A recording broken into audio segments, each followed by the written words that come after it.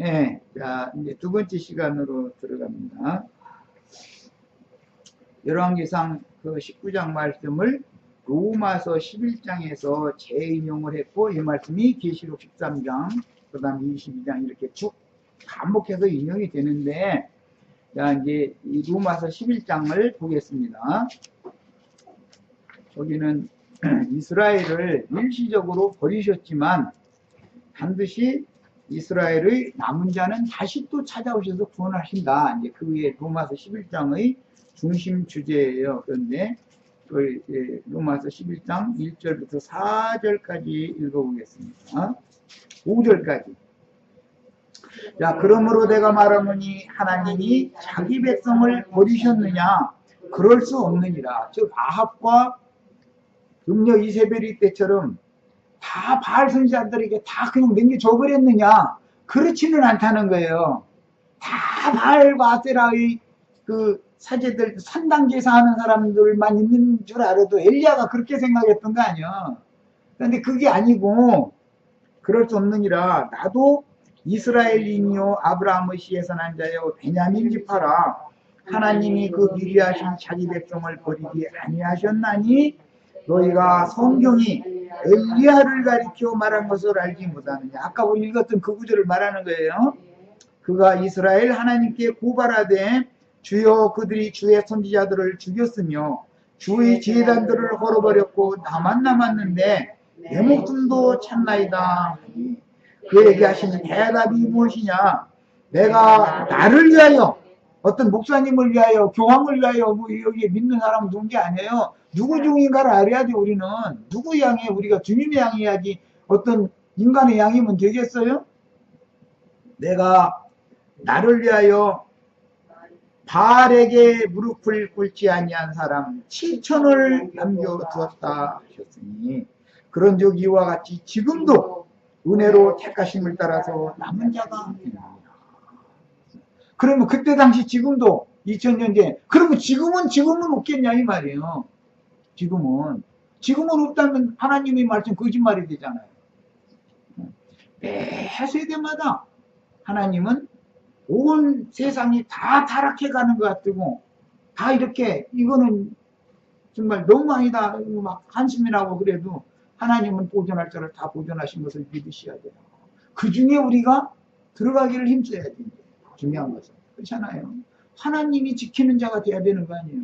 그랬다가 주께서 쓰시겠다 할 때 주님 태우고 영광의 성으로 입성하는 거예요. 그렇잖아요. 우리는 주님 태우고 하늘 영광에 들어가는 것을 목적으로 지금 사는 거예요. 사실은 이해되셔요? 네.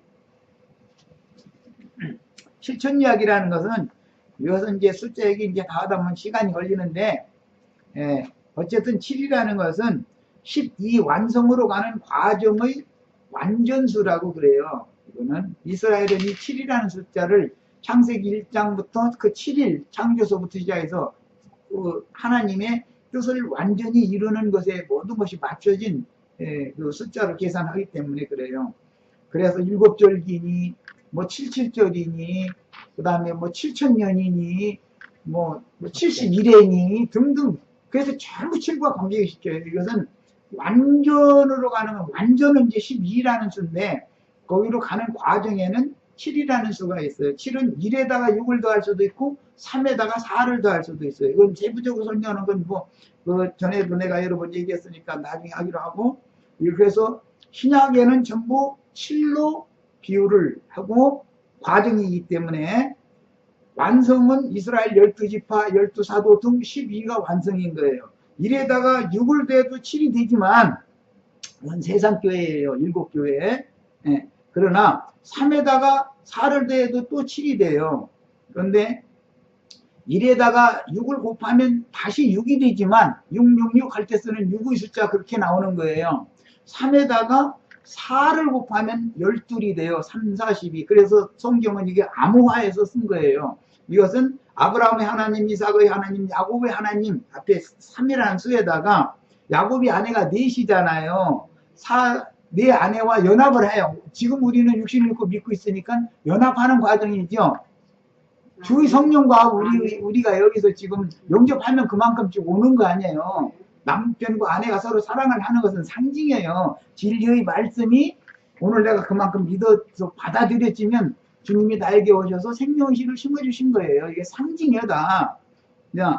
연합을 하면 열매가 맺혀져서 태는 당연히 연합을 하면 씨가 심어지면 태라는 건 해산하게 돼 있죠. 생산하게 돼 있어요. 그래서 네 아내를 통해서 야곱이 12아들을 낳았어요. 그게 모든 수의 기본인 거예요. 그걸 가지고 성경에 나오는 모든 앞으로의 수를 거기에 맞춰서 다 계산해 나간 거예요. 이제 그런 줄만 아시고, 이 천이라는 수는 그때 당시는 충만의 수, 사람이 헤아릴 수 없는 충만의 수. 그런데 이제 나중에 문화가 발달하면서 만이라는 수까지 이제 이렇게 발견을 하고 깨달아 가지고 천천만만 천사들의 수가 그렇게 많다 할 때 천천만만의 천사들에게 옹이 되어 오신다, 이제 이렇게 표현을 했어요.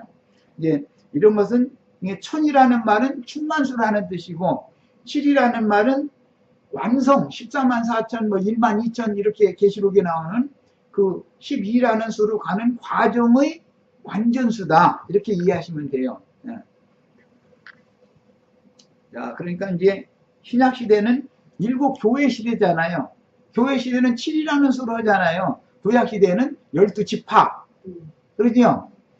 구약 시대는 12지파로 계산했다면 모든 게 다 12지파에 포함되는 거잖아요. 그것이 12에다가 12를 또 곱하면 144가 되고, 거기다 1000을 또 곱하면 14만 4천이라는 수가 그렇게 만들어진 거예요. 뭐 이제 이 수액이어다가 굉장히 누가 됐는데, 어쨌든 7000이라는 수는 일곱 교회, 모든 지구상의 모든 교회들에서 감춰진 바알에게 무릎 꿇지 않은 계시록의 용어로는 짐승의 이름이나 그 이름의 수를 이마에나 오른손에 표시로 받지 않고 보존된 신앙의 정결을 지킨 정결한 처녀를 간수해 두신다. 우리가 다 그런 정결한 처녀들이 다 되셔야 되겠어요. 그 수에 다 들어가셔야 돼요. 신앙의 정결을 지키는 이렇게 중요한 문제인 거예요. 이건 죽느냐 사냐를 난 지금 얘기하는 중이에요.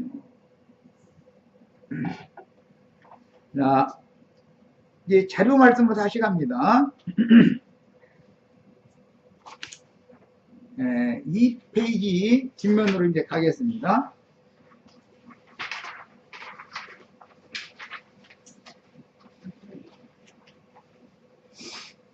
나귀 임자들이라고 기록을 한 거는, 나귀의 임자들이라는 것은 원주인은 주님이시지만 필요할 때 오셔서 그분이 쓰시려고 어떤 종들에게, 엘리야 때는 엘리야에게 맡겨서 예수님 오시기 전에 요한이 먼저 와서 길을 닦았죠. 무슨 길이에요? 예수님이, 요한이 회개의 복음을 전해서 회개하고 돌이킨 영혼들을 타고 영광의 성에 들어가는 길을 준비하는 사역을 요한이 와서 한 거죠. 원래는 엘리야에게 그 사역이 맡겨졌었던 거잖아요. 그래서 오리라 한 엘리야는 바로 요한이다, 신약성경에. 그래서 그 얘기한 거예요. 오늘 열왕기상 19장 읽었지만 그 엘리야의 영과 엘리야의 심령이 요한에게 임해가지고 요한이 한 시간이 지난 다음에 주님이 오시는 길을 준비했다 이거예요. 오늘 나도관 형제가 기독교계가 흔히 말하는 주님의 재림의 완성을 위해서 길을 준비하고 있는 중이죠. 형제 자매님들 속에 그분이 오시려면 형제 자매님들이 속이 길이 닦여져야 되잖아요. 주님이 앞서서 새롭고 산 길을 다 열어놓으셨지만, 하늘로 가는 길을 열어놓으셨지만 못 깨달으면 헤매고 다니고 길을 못 찾는 거예요. 이 예배당에도 가봤다, 저 예배당에도 가봤다, 백날 돌아다녀도 뭐 가르치는 사람 자신이 길을 모르는 소경인데 귀머거리고. 그래서 사람을 잘 만나야 되는 거예요. 세상에서 친구 잘못 만나면 큰일 나는 거거든. 자, 나귀의 임자들이라는 것은 그 나귀를 목축하던 목자들이다 이거예요.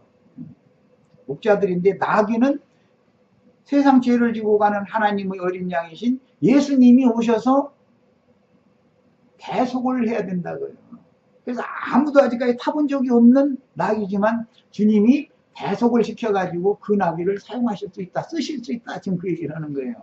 우리 형제 자매님들이 만약에 신부님이 되고 목사님이 돼가지고 많은 사람들 모아서 목회한다고 영광받고 그랬으면은 주님이 타고 영광의 성에 아버지 하나님의 영광에 들어갈 수가 없어요.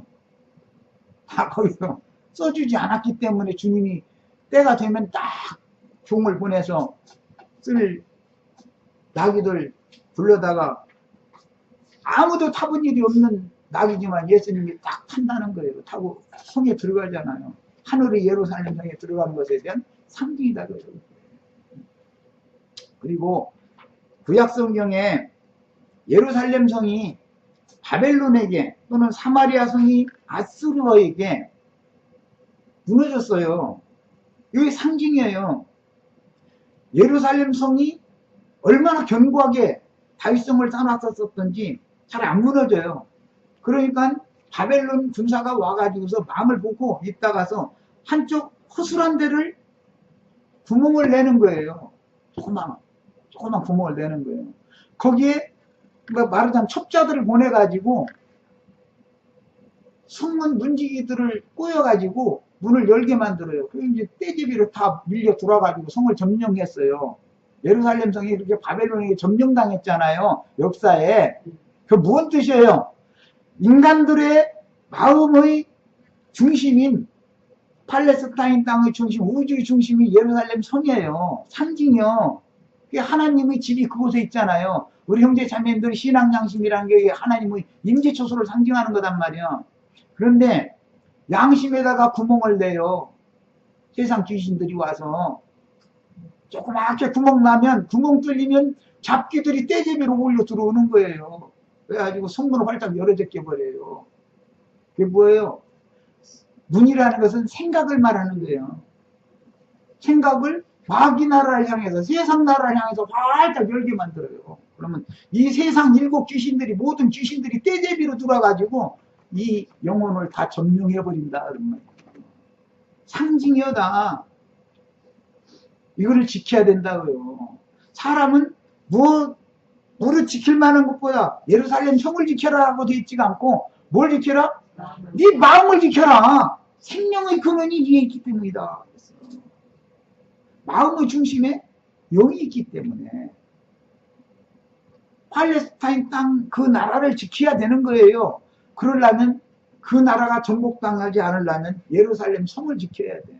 내 신앙 양심을 지켜야 된다. 이게 구멍 나면, 이게 한번 조금이라도 구멍을 딱 틈만 나면 세상 잡기는 그냥 밀고 들어가지고 나는 귀신의 집이 되어버린다.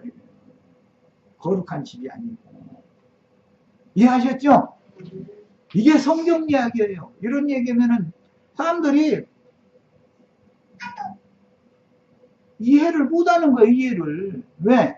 성경은 디모데후서 3장 15절처럼 모든 사람으로 하여금 구원을 얻는 지혜를 얻게 하려고 성경이 주어진 거다. 성경의 목적을 모르고 그냥 왔다리 갔다리 하는 거예요. 성경 한 번도 안 읽어본 사람도 있어요. 장로님도 성경 일독도 안 한 사람도 있어요. 읽으면 또 뭐래? 그 무슨 소리인지 알도 못하고 그냥 꺼먹고 보시고 하여간 종이고 이런 식이고. 이러면 안 된단 말이에요. 하나님 앞에 밝은 빛을 받아서 계시를 받아서 진리를 바르게 가르쳐주는 종선자를 만나는 것이 얼마나 큰 축복인지를 아셔야 돼. 인생에서 돈을 잘 벌고 못 벌고는 아무것도 아니에요. 하나님이 보낸 종선자를 만나서 내가 진리의 말씀을 들어서 깨달아졌느냐, 이게 제일 중요한 문제예요. 이거는 영원한 세계로 들어갈 건지 영원한 멸망으로 들어갈 건지를 결정하는 문제이기 때문에 이걸 소홀히 여기면 되냐 말이에요. 세상사에는 몰두해가면서.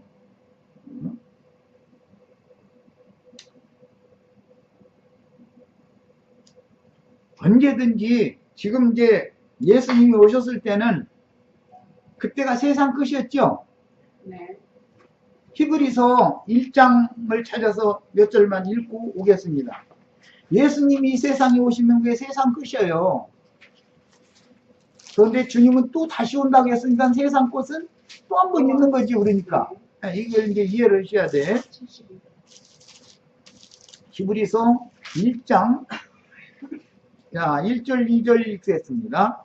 옛적에 선지자들을 통하여 여러 부분과 여러 모양으로 우리 조상들에게 말씀하신 하나님이 이 모든 날의 마지막에는 아들을 통하여 말씀을 하셨다. 예수님이 말씀하시면은 세상의 모든 날이 온 거예요. 예언된 모든 것들이 다 이루어지는 날이 온 거예요. 그게 주의 날이 온 거예요. 오늘 주님이 예루살렘 성으로 예언을 이루러 지금 이렇게 들어가는 얘기예요. 아들을 통하여 우리에게 말씀하셨으니 이 아들을 만유의 후사 상속자로 세우시고 그로 말미암아 모든 세계를 지으셨느니라. 그분이 주인공. 그런데 주님께서 다시 한 세상을 또 종교를 하러 또 오시는 거다 이거예요. 그 마태복음 24장 13절에 보면 이 천국 복음이 모든 민족에게 증언되어야 하리니 그제야 끝이 오리라 그랬어요. 천국 복음이 지금 예루살렘에서부터 시작된 천국 복음이 사마리아와 유대와 땅끝까지 지금 다 전파가 됐잖아요. 그래야 온 세상에 주님의 예언이 응해야 되니까. 주님은 그때 당시에는 예루살렘과 팔레스타인 땅에 표적으로 응했지만 예수님이 오셔서 한 거는 이제는 주님이 다시 오시는 예언을 할 때는 온 지구상에 한 말씀도 땅에 떨어지지 않고 온 지구상에서 다 이루어지리라 그랬잖아요. 지금이 그때다 이런 말이에요. 지금이. 네. 그럼 그 사람은 때와 기한까지도 막 해가면서 그러더만, 네, 하나님이 아무 일이나 때도 시도 없이 시도 때도 없이 어떤 일을 중구난방으로 하시는 분이 아니에요. 하나님의 시간대는 가장 정확해요. 정확하게 그분 계획대로 진행되고 있는 거예요. 우리가 지금 어느 시대를 살고 있는지를 잘 깨달으시기를 바랍니다. 한 시대를 또 한번 종결하고 새 시대, 오늘 천년왕국이라고 하는 새 시대로 시대를 전환을 바로 턱 앞에 우리가 와 있어요. 지금. 그러니까 우리는 다급한 마음으로 가서 막 발을 부려야 되지 않겠어요? 사람들 정신 차리라고. 주님이 당신 쓰시겠다고 그러는데 주님께로 가야지. 왜 이 세상적인 마귀한테 내가지고 그러고 있느냐고. 내가 당신 풀러서 주님께 지금 안내하러 왔다고 나팔을 부르셔야 돼. 이게 하늘이 보낸 추수꾼들이요. 천사들인 거예요, 이게. 추수꾼 천사 얘기하면 또 이만이라는 놈이 또 미리 또 저희가 또 다 써먹어가지고 라고 하면 그 성경에 있는 말인데 라고 하는데 그러면 그 혹시 이만이 아니야? 또 이래버려. 아니 나 정말 마귀가 얼마나 이 모양 저 모양으로 진리를 전하지 못하게 하려고 방해를 넣는지 아주 너무 힘들어하죠. 하나님이 분명히 추수꾼 보낸다고 했어요. 나팔소리와 함께 추수꾼을 보낸다. 그리고 데살로니가전서 4장 16절에는 하나님이 다시 오실 때 나팔소리로 오신다 그랬어. 오늘 나루간 형제가 하는 말이 하나님 형제 자매님들 심정에 지금 오시는 중인지 어떻게 알아? 아니라고 누가 장담할 거예요. 하나님 말씀이니까 말씀이 나에게 오는 거예요. 와서 내가 믿어지면 내 속에 그분이 살아계신 말씀이 내 속에 살아서 운동력이 있어서 영적인 것과 혼적인 것을 나누고 관절과 골수를 찔러서 쪼개버리고 분별 확 해버린다는 거예요. 완전하게 뭐가 진리고 뭐가 진리인지 뭐가 영적인 것이고 뭐가 혼적인 것인지 이런 걸 그냥 말씀이 와야 나눠지는 거예요. 이게 분별이. 하나님 오신다고 허공에서 무슨 하나님이 어떻게 생긴 하나님 오겠어요. 말씀이 하나님이니까 말씀이 오는 거지. 그럼 말씀이 아멘 그렇군요 하고 받아들여지면 내 속에 오셔서 그분이 살아서 활동하는 거 아니에요. 이 말씀이 살아있어야만 사람이 산 사람이거든. 내 속에 영생이신 하나님의 말씀이 내 속에서 살아서 활동하지 않으면 난 죽은 자지 무슨 산 자예요. 그 예수님이 그랬잖아요. 죽은 자들은 죽은 자들로 장사하게 하고 제자고 너는 나를 따르라고 그러잖아요. 물질적이라면 아니 죽은 사람을 죽은 자가 어떻게 장사를 해요. 하나님의 말씀이 믿어지지 않은 인간들은 전부 하나님 볼 때는 죽은 자로 보는 거예요. 멀쩡하게 살고 싶은 사람들 다 불러 모아가지고 다 죽이고 있지요 지금. 의문의 직분은 죽이는 것이요 영의 직분은 살리는 것이다 그랬어. 영의 직분을 행하는 사람을 만나야지 죽이는 직분 행하는 사람 만나가지고서 그래 되겠냔 말이야. 성경에서 이제 베다니 마을은 주님이 인자로서 예루살렘에 입성하실 때 지친 몸을 쉬시며 마지막 한 주간 동안을 매일 잔치하며 천국의 영광에 들어갈 준비를 하셨던 마을이며 백박의 마을은 선무화과가 대풍에 떨어지는 마을이므로 교회 추수를 종결하실 때 짐승들의 박해를 받아 엘리야 때는 바알의 선지자들에게 박해를 받았죠. 그런데 계시록에는 바알의 선지자라고 하지 않고 짐승들에게 박해받는다고 되어 있죠. 진리의 성도들은 짐승들이 죽인다는 거예요. 그럼 짐승 뼈 받지 말라고 또 오늘날 어떤 미친놈들은 베리치 받지 말라고? 아니, 컴퓨터 칩을 내 이마 째고 여기다 당신 넣어줄게. 그러면 이렇게 해달라고 그렇게 해요? 세상에 하나님의 말씀이 그런 얘기겠냐 이거예요.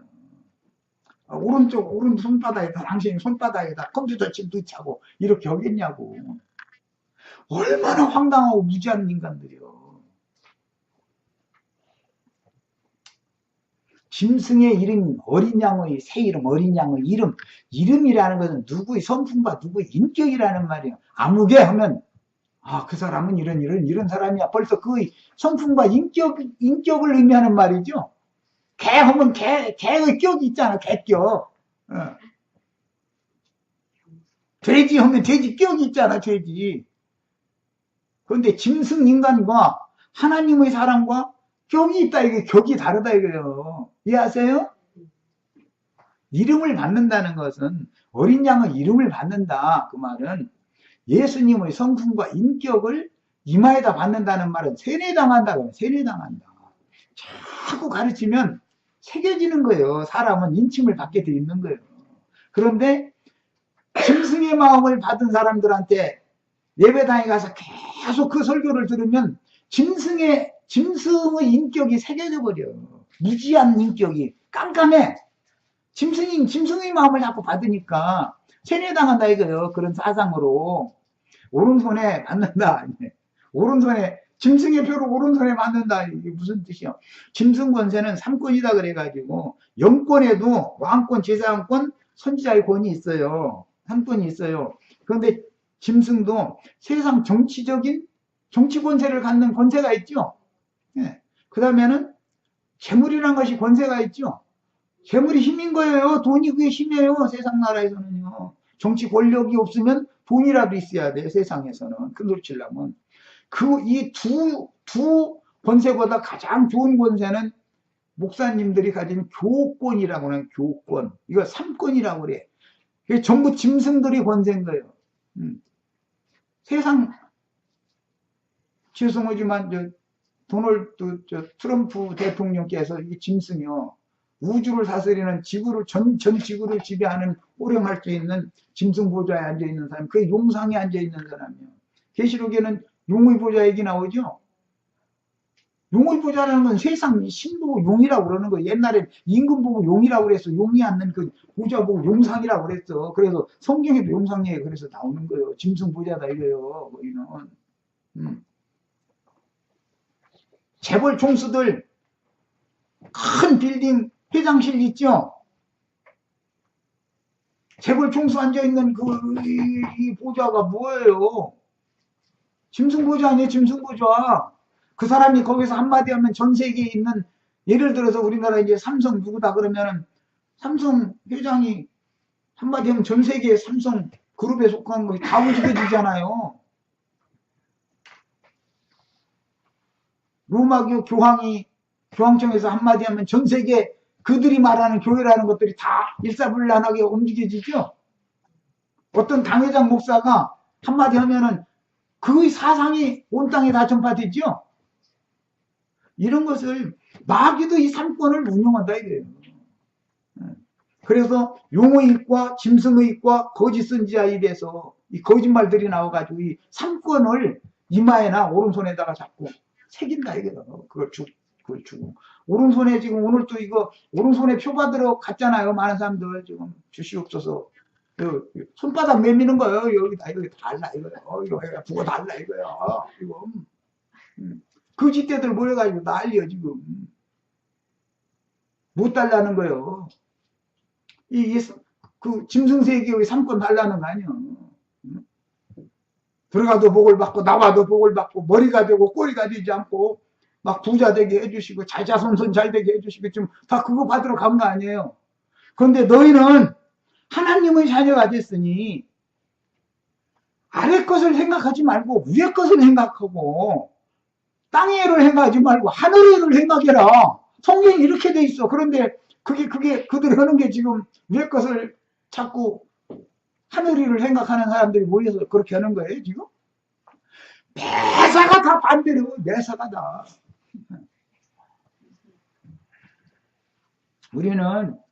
우리가 다 하나님의 신을 받았으면 왕권을 받으셔야 되고 제사장권도 받으셔야 되고 선지자의 권을 다 받으셔서 말씀을 깨달아 가지고 사람들을 가르치고 사람들을 불러 모아서 다스리고 목양하고 할 줄 알아야 돼요.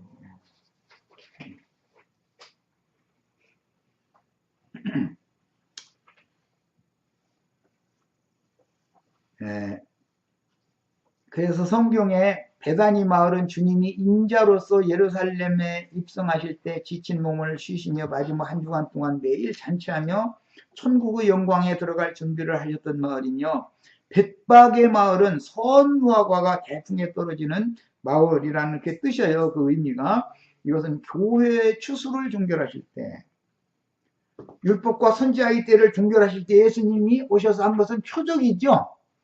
교회 시대를 종결할 때는 것은 단체적 온 지구상에서 완성적으로 실현될 것에 대한 예언이 되는 거잖아요. 예수님이 하신 행적이라는 건 짐승들의 박해를 받아서 순교함으로 추수되는 그런 교회가 온 지구상에 감춰져 있는 거다. 이것은 히브리서에서는 시온산과 하늘의 예루살렘에 이른 순결한 성도들, 즉 정결한 처녀교회를 하나님은 실천을 매 세대마다 감춰두신다는 약속이 지금 응하는 거다 이거예요. 이런 말씀이다.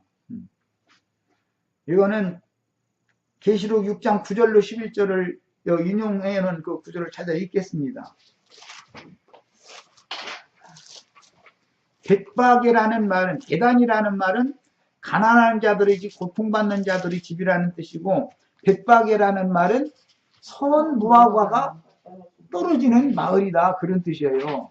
그러니까 저희 주께서 예비하신 곳이 있어서 거기서 양육받는다 그랬는데 이 동네에서 선무화과가 떨어지야지요. 여자가 아들을 낳으면 그는 용이 잡아 삼켰더니 하늘로 하나님께서 그를 데려갔다는 거잖아요. 아까 계시록 12장 읽었죠? 우리 형제 자매님들 중에서 다 하늘의 하나님께로 용에게 삼킨받아져 가지고 박혀받아서 죽었다는 거 아니야. 숨겼다는 거 아니야. 세상신 마귀한테. 그래가지고 하늘로 올라갔어요. 그런데 오는 세상을 위해서 또 여자의 남은 자손들이 있더라는 거예요. 그들을 위해서도 저희 주께서 예비한 곳이 있어가지고 거기서 1260일 동안을 비밀스럽게 양육을 하더라는 거예요. 그 양육받는 장소가 여기여야 된다. 내가 그 얘기를 한 거예요, 사실은. 그런데 여기에서는 저희 주께서 데려가시는 이기는 자, 철장 권세자가 당연히 나와야 된다 이거예요. 교회라는 건 아들을 낳는 것이, 여자는 쌤족은 아들 못 낳으면은 쫓겨나기까지 해서 심지어 아들 낳아야 돼. 어떻게든지 해서. 그래야 대를 이으니까 후사. 그게 쌤족의 문화예요. 자, 6장 9절로 11절 봅니다. 다섯째 인을 떼실 때 내가 보니 하나님의 말씀과 그들이 가진 증거로 말미암아. 지금 계속 내 이 얘기하는 거예요. 형제 자매님들이 이걸 다 받으셔야 돼. 뭘 받아야 된다고요? 하나님의 말씀과 그들이 가진 증거를 가지고 있어서 나가야 증거를 할 거 아니에요. 말씀이 있어야 증거를 할 거 아니에요. 증거로 말미암아 죽임을 당한 영혼들이 하나님의 말씀과 그들이 가진 증거 때문에 죽임당한다는 거 아니에요. 뭐가 죽인다고 했어요? 12장에는 용이 삼킨다는 용이. 그런데 저희 주께서 그게 철장 권세자들을 데려간 거라는 거예요. 하늘로. 예.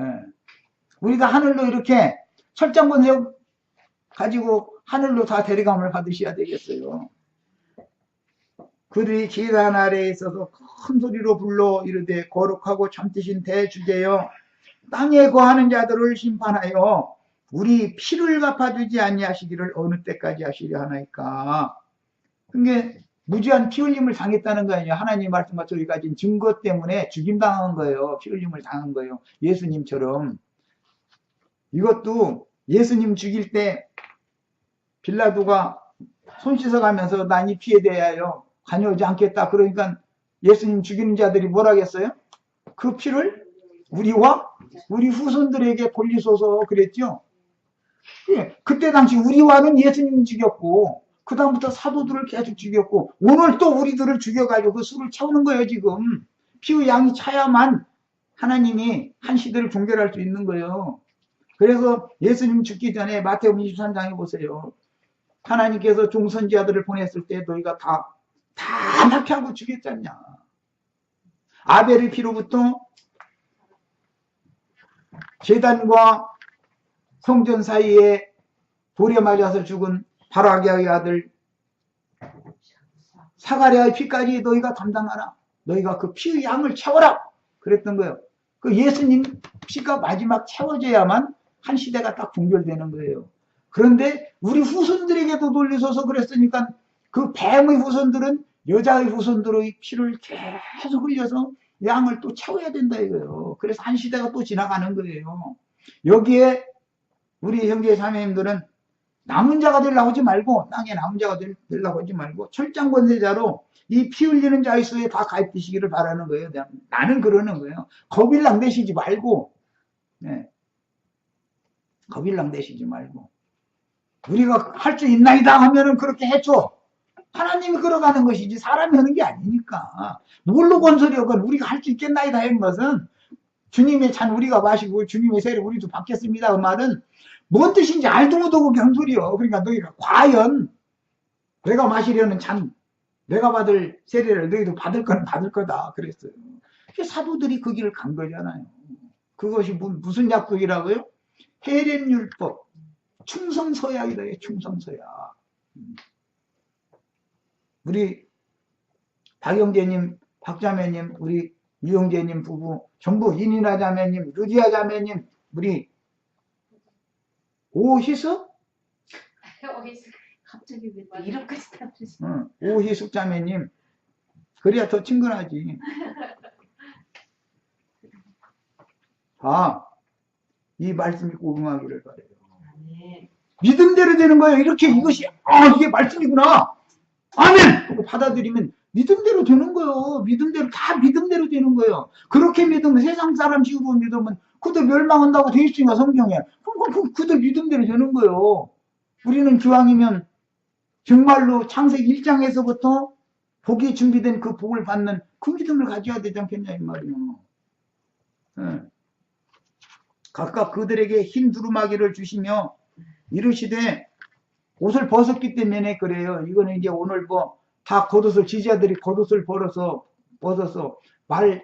나귀 안장 이렇게 해줬다는 거 아니에요. 그것은 지난 시간에 내가 잠깐 말씀드렸죠. 겉옷을 벗는다는 건 육신의 죽음을 말하는 거다. 아론도 옷 벗고 죽었고 모세도 옷 벗고 죽었지 않냐. 예수님도 옷 벗고 죽었지 않냐. 내가 그때 얘기해 드렸죠. 네. 그런데 이제는 다시는 벗을 필요가 없는 더럽혀질 필요도 없는 흰 두루마기를 이게 겉옷을 완전한 의의 옷을 입혀주시는 거예요. 흰 두루마기를 이 두루마기는 22장에는 피뿌림 받은 옷이다 그랬어. 피로 씻은 옷이다 그랬어. 주시며 이르시되 아직 잠시 동안 시대 그들의 동무종들과 형제들도 자기처럼 죽임을 당하여 그 수가 차기까지 하라. 그런데 내가 보니 여섯째 인을 떼실 때 큰 지진이 나며 해가 검은 털로 짠 상복같이 검어지고 다른 온통 피같이 되며 하늘의 별들이 무화과 나무가 대풍이 흔들려서 설익은 열매가 떨어지는 것 같이 땅에 떨어지더라 그랬어요. 이게 뭐예요? 잠시 기다리라 했는데 앞서서 이 길을 가서 호소하던 그 동무종들의 기도를 들어주어 가지고 하늘의 별들이 떨어지는 것이 선 무화과가 대풍이 흔들려서 떨어지는 걸로 상징한다 말이야. 무화과 나무라는 것은 상징이요, 이게 상징. 선, 뭐하고 과실이 떨어지는 것은 하늘의 별들이 떨어지는 걸 상징해 놨다 이거요. 그래서 그날에는 해가 빛을 잃고 달도 빛을 잃고 별들이 떨어져서 천개가 다 흔들린다 이렇게 돼 있죠. 창공 하늘이 뭐 흔들리고 그런 일이 어디가 있겠어요. 이런 것이 전부 영적 비유들이다. 자, 이제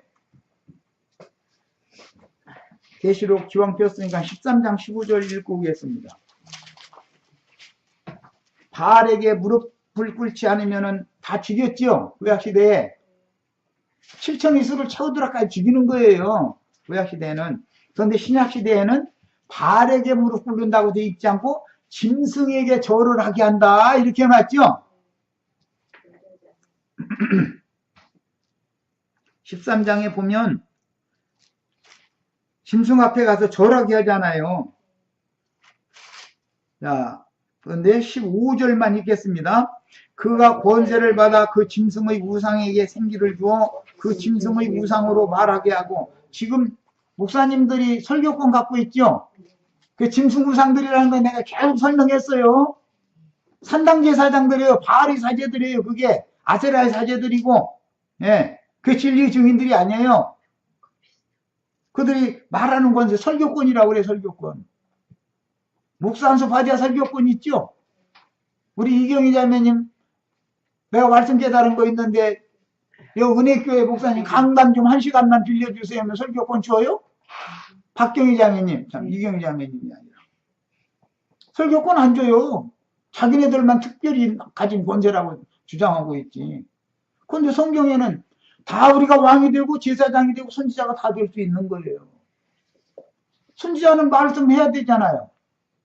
받은 말씀이 계시가 있으면 말씀 전해야 되잖냐 이 말이요. 내 목사만 하라는 중에 어디가 있어. 저희가 그 지으는 법이지. 짐승이 우상으로 말을 하게 하고 이게 신학교에서 대치라는 거예요. 짐승의 우상에게 경배하지 아니하는 자는 목사님 앞에 가면 꿉뻑하지요. 목사 죽으러 가면 죽는 신용까지 해야 돼요.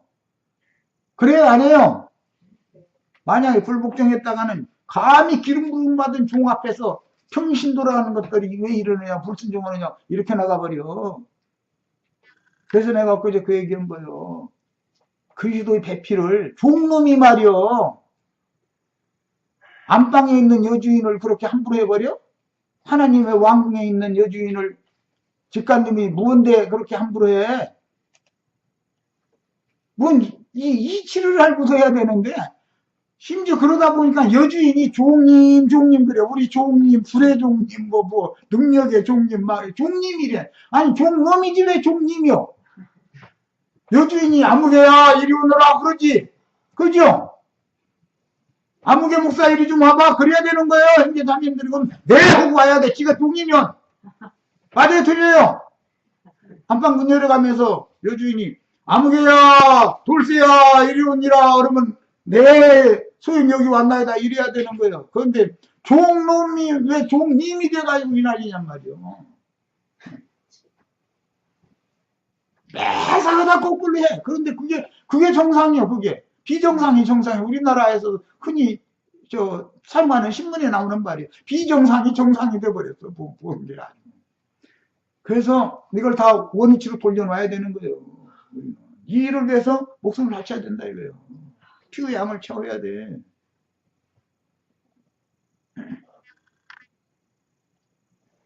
짐승 우상 앞에 가서 경배하지 않는 자는 몇이든지 다 죽인다는 거예요.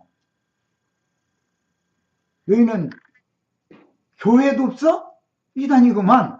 목사도 없어? 이단이구만. 해가면서 어느 날 이 저 집에서 모이는 진실한 증인들이 모임이 있으면 대대적인 박해가 일어나는 날이 온다는 걸 꼭 깨달으세요. 그게 돼 있어요.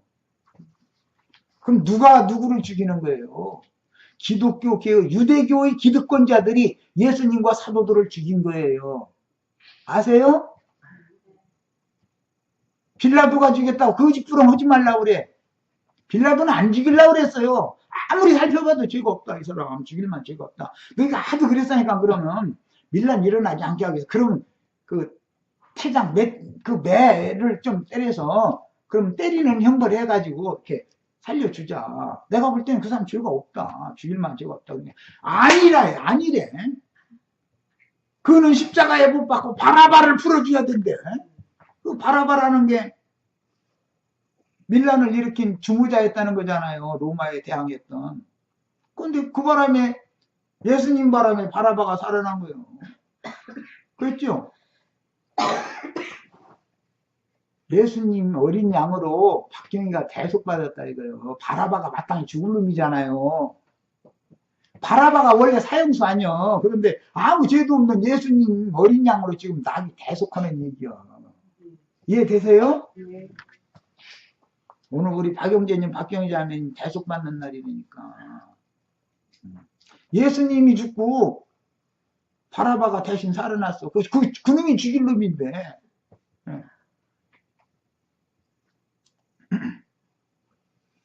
자, 이제 자료로 다시 돌아갑니다. 14장 14절 기왕 폈으니까 계시록 추수 얘기를 마저 읽고서 자료로 가겠습니다. 14장 14절부터 또 내가 보니 흰 구름이 있고, 이 구름 얘기는 이제 나중에 하겠습니다. 이거 설명하려면 시간이 좀 걸리니까. 구름 위에 인자 같은 이가 앉으셨는데, 구름 타고 오신다라는 말은 오늘은 나귀 타고 오셨죠? 네. 예루살렘에 임하실 때. 이게 오늘 우리 형제 자매님들이 구름 되셔야 되겠죠, 이제. 그래서 구약 성경에 읽어보면 여호와 하나님은 구름 수레를 타고 날아다니신다 이렇게 돼 있어. 형제 자매님들이 온전한 구원을 이루어가지고 온전케 된 의인의 영들이 되면 그날에는 천사와 동등이 될 거다. 그냥 부활의 아들이요 하나님의 아들이 되면 그날에는 천사와 동등이 된다. 그날은 몸의 구속을 받는 날이에요. 몸의 구속을. 그렇게 되면 그 온전케 된 의인의 영들을 주님이 타고 오는 세상에 오시는 거예요. 자, 14절 또 내가 본 흰 구름이 있고 구름 위에 인자 같은 이가 앉으셨는데 그 머리에는 금멸류관이 있고 그 손에는 예리한 낫을 가졌더라. 예수님이 지금 입에서 나오는 말씀이 예리한 낫이죠. 나두간 형제를 통해서 지금 추수하고 있는 거죠. 형제 자매님들 땅에다 뿌리 내린 것 보리 베고 나라 베고 될 때 땅하고 분리시켜버리죠. 땅에 미련 두지 못하게 먼저 베버리는 거예요. 그러고서는 바짝 말려버려. 그리고 탈곡기 닫고 다 털어버려. 그리고 곡간으로 갖다 넣는 거예요. 오늘 나도 한 형제, 우리 형제 자매님들 땅에 뿌리 내리지 못하게 땅과 이게 연결 딱 끊으려고 다 휘두르는 날에 지금 오늘 이제 끊어지셔야 돼. 이거 다 땅에 속한 미련이 다 끊어져야 돼. 이게 추수인 거예요. 영혼을 농사를 질 때는 땅에 뿌리를 깊이 내리게 거름도 주고 그렇게 깊이를 잘 내리게 할 때가 있죠. 그런데 추수 때가 되면 베버려. 때를 따라서 하는 일이 다 다른 것이죠. 하나님 보낸 종들이 하는 일이. 자, 그 머리엔 예리한 낫을 가졌더라. 또 다른 전사가 성전으로부터 나와 구름 위에 앉은 이를 향하여 큰 음성으로 외쳐 이르되 당신의 낫을 휘둘러 거두소서. 땅의 곡식이 다 익어 거둘 때가 이르렀음이니이다. 그게 하나님은 농사를 질 때 때를 따라서 하는 일이 다르죠. 심을 때가 있고 기를 때가 있고 거둘 때가 있잖아요. 때를 따라서 하는 일이 다르지 똑같은 일을 반복하는 거 아니잖냐 그 말이에요. 네. 때에 따라서 때를 따라서 양식을 나눠주는 주인은 하는 사명이 다른 종을 보내시기 마련이에요. 이것도 이제 아셔야 돼. 자, 그런데 이렇게 거두어진 사람들이 어떠냐. 구름 위에 앉으시니가 낫을 땅에 휘두르며 땅의 곡식이 거두어지더라 그랬는데, 자, 앞에 13절을 보겠습니다. 내가 들으니 하늘에서 음성이 나서 이르되 기록하라. 작은 이유로 주 안에서 죽는 자들은 복이 있도다 하시네. 추수는, 최종 추수라는 게 뭐예요? 주 안에서 죽는 거죠? 주 안에서 죽는 자들, 복 있는 자들이 어린 양이 날 휘둘러가지고 다 추수해 간 사람들이잖아요. 이해하셨어요? 오늘 우리 형제 자매님들은 이 세상 신 안에서 해죽음 오시지 말고 주 안에서 영광스러운 죽음으로 하나님 앞에 가는 축복이 다 임하시기를 바라요. 그 태어나는 것보다 죽는 게 더 중요하다 내가 계속 강조하는 거예요. 주 안에서 죽느냐? 아담 안에서 죽을 거냐? 둘째 아담 예수 그리스도 안에서 죽을 거냐? 세상에서 결혼을 할 때 이제 내가 예를 들어서 이제 누구인지 주례를 해줄 때 남편 보고 아내로 맞으면 아내 보고는 당신의 남편은 당신의 완전한 무덤이 돼야 된다. 뭐 세상 말로는 흰머리가 팥뿌리가 되도록 끝까지 가야 된다. 무덤이 끝이니까 남편은 아내를 맞으면 아내의 무덤이 되는 거예요. 우리의 죽음은 예수님에게 가는 거예요. 예수님이 내 무덤이 돼야 된다. 그 말이에요. 말하자면. 그것은 완전한 부부죠. 죽음 후에도 책임지는 거예요. 죽음 후에도. 그 대신 아내는 남편의 영원한 안식처가 돼야 되는 거예요. 틱틱대면 안 된단 말이에요. 남편이 저기 오늘 우리 일찍 들어와서 맛있는 거 먹고 저 사랑하자고 그러면은 틱틱대면 안 돼. 밖에 나가서 힘들고 이러고 왔으면은 안식처가 되어줘야 돼. 영원한 안식에 들어가는 거예요. 그래서 이 삶과 죽음이라는 게 굉장한 비밀을 가지고 있는 거예요. 아내는 남편에 대해서 영원한 안식처가 되는 거예요. 교회는 주님의 영원한 안식처인 거예요. 쉼터예요. 배단위 교회라는 것이 그래서 배단위 모임이 거기서 주님이 쉬셨다 성경에 이렇게 돼 있다네 그 얘기 온 거예요. 그 대신 주님은 그 사람들의 영원한 거처가 된다 이거예요. 무덤까지도 그분이 되어 주신다 이거예요. 무덤까지. 이 생에서뿐 아니라 사후세계까지도 그분이 무덤이 되어 주는 거예요. 이게 부부관계인 거예요. 이런 것을 깨닫고 이 셈족의 문화예요. 이것이. 남편에게 시집가면 셈족은 너는 이제 이 집 귀신이 아니고 그 집 귀신이니까 거기서 이 집에 올 생각 말아라 딱 그래가지고 그럼 네 남편이 내 아버지가 처녀 때는 책임지지만 시집 보내면 남편에게 딱 맡겨버리는 거예요. 절대 못 오게 만드는 거예요. 심정에. 거기서 죽어라 이거예요. 거기서. 네 남편이 네 무덤이다. 딱 이래서 보내는 거예요. 그게 셈족의 문화예요. 남편 아들 장가 보낼 때는 네 아내를 네 부인이기 때문에 함부로 얘기하면 안 된다. 네 안식처다. 그리고 티격태격 하면은 며느리 불러다가 지혜롭게 하지. 네 남편 간수 네가 해야지. 부모가 지금 네 남편까지 이래라 저래라 하겠냐. 네가 알아서 해야 되지 않냐. 그렇게 하는 게 이게 셈족의 문화예요. 우리는 셈족이니까 지금 내가 하는 말 쉽게 알아들을 거예요. 이 안에 미국 사람들 보고 얘기하면은 남편이 무덤이요? 눈만 꾸먹 알아듣겠어요? 그런데 우리는 문화가 같으니까 셈족이니까 말하면 알아듣는 거 이게 그게 성경 이야기예요. 그래서 예수와 함께 장사되었나니 예수님이 내 무덤이다 이거예요. 교회의 무덤은 내가 죽으면 어디로 묻혀요? 주 안에 묻히는 거예요. 그래서 주 안에서 자다가 일어난다 그런 거예요. 주님이 우리의 무덤이다 이거예요. 아시죠? 인간 세상에서 부부관계도 그래 속소리하면 안 돼. 이런 이치를 알거든요. 사람이니까 짐승들은 그냥 세상 돌아가는 대로 그냥 함부로 하지만 우리는 그렇게 함부로 하면 안 되는 거예요. 우리는 믿는 사람이잖아. 진리를 배운 사람들이잖아요. 저 앞에 이제 부부는 대표로 앉았으니까 잘 새겨 들으셔. 틱틱대면 안 되는 거 아내는 절대로 안식처가 돼야 돼. 남편은 위로해주고 다시 힘을 불어넣어주고 해야 되는 거고 남편은 아내의 뭔 일이 있어도 그 아내의 사후까지 내 안에 묻히는 거예요. 그 셈족은 항상 합장을 해요. 죽어도 사후세계에서도 해줄 수 있는 부부라는 뜻으로 합장을 하는 거예요. 셈족은. 이런 건 이치를 알고 살아야 돼요. 우리는. 그것이 성경 이야기이기 때문에 그래요. 뭐 이제 어떻게 하다 이제 거기까지 가버렸네. 성경의 예언들을 이제 여기 자료로 가겠습니다. 성경의 예언들을 이루는 감람산의 계단위와 벳박에는 서로 마주 대하는 마을로서 주님의 발이 내디뎌질 때 구약경륜과 신약경륜을 나누는 마을들이요. 율법과 선지자의 때를 종결할 때 기름을 파는 과부집과 신약의 교회 시대를 종결할 때 또 기름을 파는 집이 있어야 돼. 10처녀 기름 5처녀는 들어갔는데 5처녀는 기름이 모자라. 차라리 가서 기름 파는 데 찾아가서 왜 사가지고 와라 그랬죠. 그런데 기름 파는 데가 예배당인 줄 알고 거기 가면 거기서 기름이 나와요? 기름이란 게 성령을 말하는 건데 거기에 성령의 역사가 있냐고. 다 육에 속한 자들이고 전부 땅에 속한 자들인데. 여기까지 해서 마치겠습니다.